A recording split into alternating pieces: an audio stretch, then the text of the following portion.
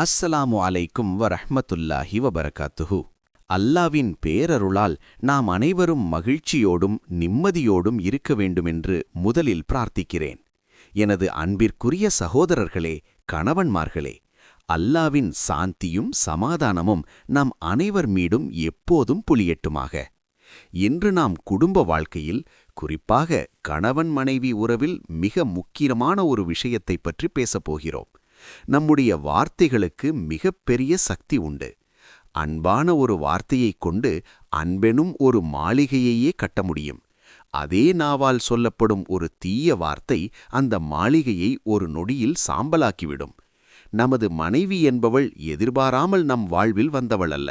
நீங்கள் உங்கள் தாயின் கருவில் 4 மாத குழந்தையாக இருக்கும்போது உயிர் ஊதப்படும் வேளையில் இறைவனால் உங்களுக்கென்று விதியாக்கப்பட்டவள். அல்லாஹ் உங்களை நம்பி ஒப்படைத்த ஒரு அமானத், அதாவது புனிதமான பொறுப்பு அவள். நபி ஸல்லல்லாஹு அலைஹி வஸல்லம் அவர்கள் கூறினார்கள், உங்களில் சிறந்தவர் யாரென்றால் தன் மனைவியிடம் சிறந்த முறையில் நடப்பவரே.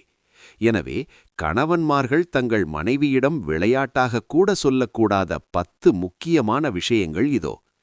1. தலாக் குறித்த நகைச்சுவை. இஸ்லாமிய சட்டப்படி 3 விஷயங்கள் விளையாட்டாக சொன்னாலும் காரியமாகவே கருதப்படும்: திருமணம், விவாகரத்து மற்றும் அடிமையை விடுதலை செய்தல். கோபத்திலோ அல்லது நண்பர்களுக்கு முன்னால் பெருமைக்காகவோ தலாக் சொல்லிவிடுவேன் என்று விளையாட்டாக கூட சொல்லாதீர்கள். இது உங்கள் உறவின் அடித்தளத்தையே அசைத்துவிடும். 2. உடல் தோற்றத்தை கிண்டல் செய்தல். நீ குண்டாகிவிட்டாய், நிறம் குறைந்துவிட்டது, அழகற்று போய்விட்டாய் என்று கணவன் விளையாட்டாகச் சொன்னாலும் அது மனைவியின் மனதை ஆழமாக புண்படுத்தும். ஒவ்வொரு பெண்ணும் தன் கணவனின் முன்னிலையில் அழகாகவே விரும்புவாள். அல்லாவின் படைப்பை எள்ளி நகையாடாதீர்கள். 3. அவளது பெற்றோரையோ குடும்பத்தையோ இகழ்தல். திருமணத்திற்கு பிறகு ஒரு பெண் உங்கள் வீட்டிற்கு வந்தாலும் அவளது பெற்றோர் அவளுக்கு உயிர் போன்றவர்கள். உன் வீட்டார் இப்படித்தான், உன் தந்தையைப் போலவே நீயும் என்று பேசுவது அவளது வேர்களை சிதைப்பதற்கு சமம். அவளது பெற்றோரை நீங்கள் மதித்தால் அவள் உங்களை இருமடங்காக மதிப்பாள். 4. மறுமணம் செய்வேன் என்று பயமுறுத்துதல். இஸ்லாத்தில் மறுமணத்திற்கு அனுமதி உண்டு என்பது நிபந்தனைகளுக்கு உட்பட்டது. ஆனால் மனைவியை அடக்கி ஆள நான் 2வது கல்யாணம் செய்வேன் என்று மிரட்டுவது அவளது மனதில் பாதுகாப்பற்ற உணர்வை ஏற்படுத்தும். இது அன்பை விட பயத்தையே வளர்க்கும். 5. வீட்டு வேலைகளை குறைத்து மதிப்பிடுதல். நீ நாள் முழுவதும் வீட்டில் சும்மாதானே இருக்கிறாய் என்ற ஒரு கேள்வி மனைவியின் தியாகங்களை கொச்சைப்படுத்துவதாகும். ஊதியமோ விடுமுறையும் இன்றி உழைக்கும் அவளது அர்ப்பணிப்பை மதியுங்கள்.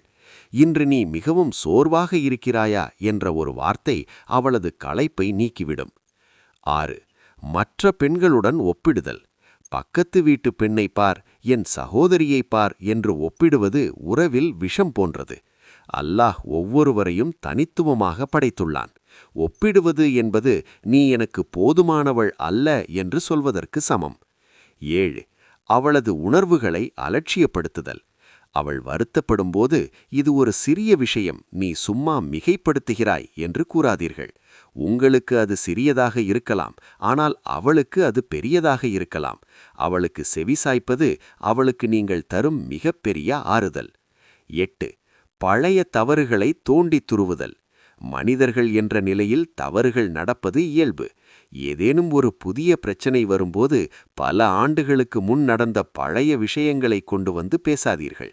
அது நீங்கள் அவளை முழுமையாக மன்னிக்கவில்லை என்பதையே காட்டும். 9. கலந்தாலோசிக்காமல் முடிவெடுத்தல். வீடு, வாகனம் வாங்குவது அல்லது வேலை மாறுவது போன்ற முக்கிய முடிவுகளில் மனைவியின் கருத்தையும் கேளுங்கள். அவள் உங்கள் வாழ்க்கை துணை, வெறும் பார்வையாளர் அல்ல. அவளிடம் ஆலோசனை கேட்பது அவளுக்கு நீங்கள் கொடுக்கும் மிகப்பெரிய அங்கீகாரம். 10. மற்றவர் முன்னிலையில் அவமானப்படுத்துதல். நண்பர்கள் அல்லது உறவினர்கள் முன்னிலையில் மனைவியை குறை கூறுவதும் கிண்டல் செய்வதும் ஒரு உண்மையான முஃமினுக்கு அழகல்ல. உங்களுக்கு ஏதேனும் சொல்ல வேண்டுமென்றால் தனிமையில் இருக்கும்போது அன்பாக சொல்லுங்கள். நிறைவாக அன்னை கதீஜா ரலியல்லாஹு அன்ஹா அவர்களை நபி ஸல்லல்லாஹு அலைஹி வஸல்லம் அவர்கள் எவ்வளவு கண்ணியமாக நடத்தினார்கள் என்பதை நாம் நினைவில் கொள்ள வேண்டும். உங்கள் வார்த்தைகள் ஒரு மலர் போல மென்மையாக இருக்கட்டும். உங்கள் நடத்தை அவளுக்கு நிழல் தரும் மரம் போல அமையட்டும். அல்லாஹ் நம் அனைவரது குடும்ப வாழ்க்கையிலும் அன்பையும் கருணையையும் பரக்கத்தையும் நிறைப்பாராக. ஆமீன்.